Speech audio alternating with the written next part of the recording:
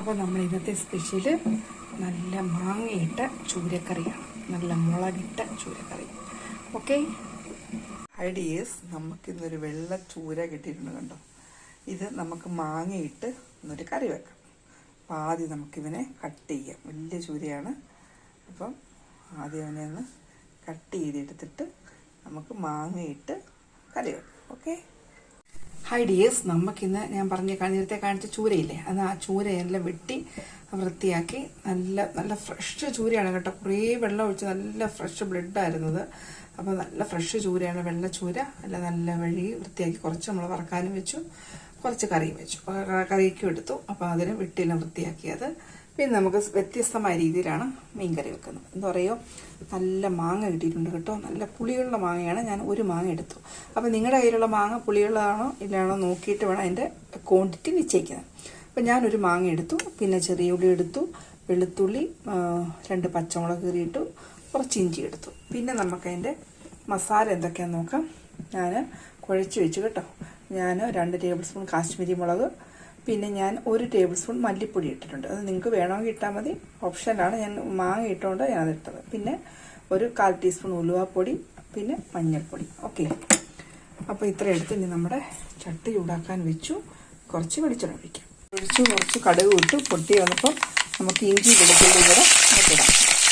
പിന്നെ നമുക്ക് ചെറിയ ഉള്ളി ഒക്കെ നമുക്ക് ഇട്ടൊന്ന് മൂക്കട്ടെ. നമുക്കൊന്ന് ഇളക്കാം. നല്ലതുപോലെ മൂത്ത് വരുമ്പോൾ ഞാൻ ഒരു ഉണ്ടമുളക് കൂടി എടുത്തു കേട്ടോ. എൻ്റെ ഉണ്ടമുളക് വീക്ക്നെസ്സായി, നല്ല ടേസ്റ്റാണ് കേട്ടോ അതിൻ്റെ ഇത്. അപ്പോൾ ഇതൊന്ന് മൂത്ത് കഴിയുമ്പോൾ നമുക്ക് മാങ്ങയും പച്ചമുളകും ഉണ്ടമുളകും ഉടങ്ങില്ല. മാങ്ങയിട്ട് നല്ല ഈ ചൂരക്കറി കഴിച്ചു ഭയങ്കര ടേസ്റ്റാണ്. ഇവിടെ തിരുവനന്തപുരംകാരുടെ വികാരമാണ് ചൂരക്കറി. എപ്പോഴും ചൂര അവൈലബിൾ ആണുള്ള മാർക്കറ്റിൽ. ഏറ്റവും കൂടുതലുള്ളതും ചൂരയാണ്. അപ്പോൾ നല്ല വെള്ളച്ചൂര നല്ല ടേസ്റ്റാണ്. അപ്പോൾ അതൊന്നായി കഴിഞ്ഞാൽ നമ്മുടെ മാങ്ങയും മുളകും പച്ചമുളകും ഒക്കെ അങ്ങോട്ടിട്ട് ഇതൊന്ന് ആവണം.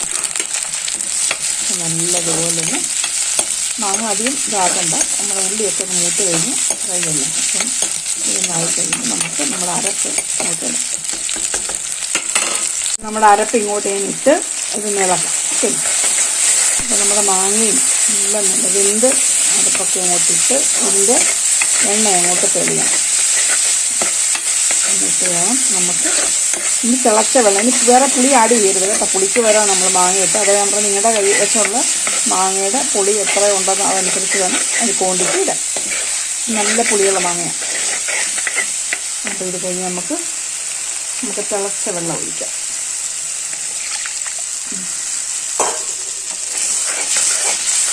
ഇതൊന്ന് വേവട്ടെ.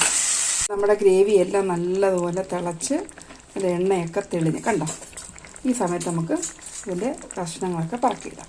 ഓക്കെ, നല്ല ഫ്രഷ് മീനായിട്ട് നല്ല ടേസ്റ്റാണ്. അപ്പം ഞാൻ ഇത് വറക്കാനും വെച്ചിട്ടുണ്ട്. നമ്മൾ കാന്താരി വെച്ച് മീൻ വറക്കുന്ന ഒരു റെസിപ്പി കൂടി ഇടുന്നുണ്ട് കേട്ടോ. അത് കാണാം. നല്ല ഹെൽത്തി ആയിട്ട് നമുക്കിങ്ങനെ വറക്കാൻ പറ്റും. അപ്പോൾ അത് നല്ല രീതിയിലൊന്ന് വെക്കുന്നു. അതുകൂടെ വെക്കുന്നുണ്ട്, ഇതിനകത്ത് വീഡിയോ ഇടുന്നുണ്ട്. ഓക്കെ, അപ്പോൾ ഇതൊന്ന് വേവട്ടെ. അപ്പോൾ നല്ല പുളിയും ആ ഉണ്ടമുളകിൻ്റെയൊക്കെ ടേസ്റ്റ്, നല്ല പുളി എന്ന് പറഞ്ഞാൽ നമ്മുടെ മാങ്ങയുടെ പുളിയും ആ ഉണ്ടമുളകിൻ്റെ ടേസ്റ്റൊക്കെ സൂപ്പർ. അപ്പോൾ ഇതൊന്ന് തിളക്കട്ടെ. അപ്പോൾ നമ്മുടെ മീൻ കറിയൊക്കെ അതാ സെറ്റായിരിക്കുന്നത് കണ്ടോ, സൂപ്പർ.